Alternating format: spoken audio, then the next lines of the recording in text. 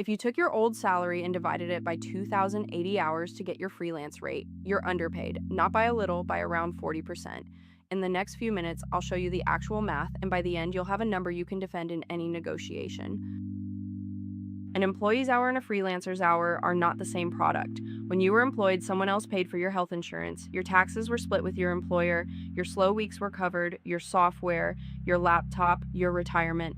As a freelancer, all of that now lives inside your hourly rate, or it doesn't get paid at all. And here's the part almost everyone misses: you cannot bill 40 hours a week.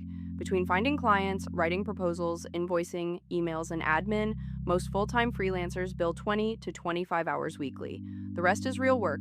It's just work nobody pays you for directly. This is real, especially when you're starting out.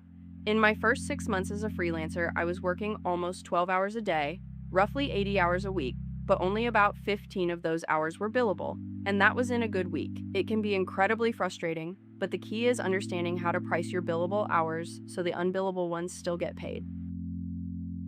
Here's the formula that actually works. Start with the annual income you want to take home. Add your business costs, software, equipment, insurance, workspace. Add your tax burden. As an independent, you're paying both sides. Add 15% for the weeks with no work because they will come. That's your real annual number.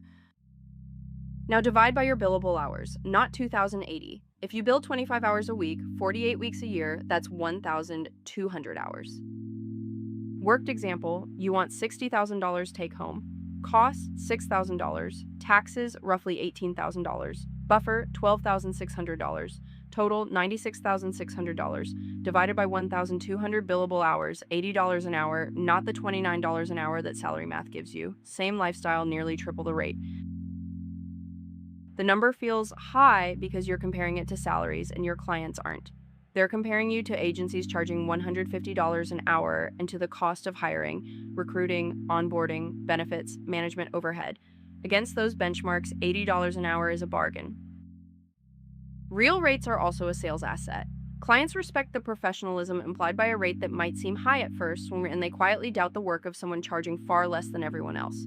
In my case, my first rates were chosen arbitrarily, and I was landing small clients. Once I raised my rates and knew exactly what I was charging for, the clients started flowing in. Never raise rates by apology, raise them by calendar. Starting March 1st, my rate moves to X. For you as an existing client, that kicks in on renewal. Give 30 to 60 days notice, tie it to a date, and don't justify it with your costs. Clients don't care about your costs, they care about their results. If you lose the bottom 20% of clients and keep the rest at a 30% higher rate, you just got a raise and free time simultaneously. I built a Notion system that runs this exact formula with your numbers, link in the description, next week, the feast-or-famine cycle, and the account structure that breaks it. Subscribe if you bill for a living.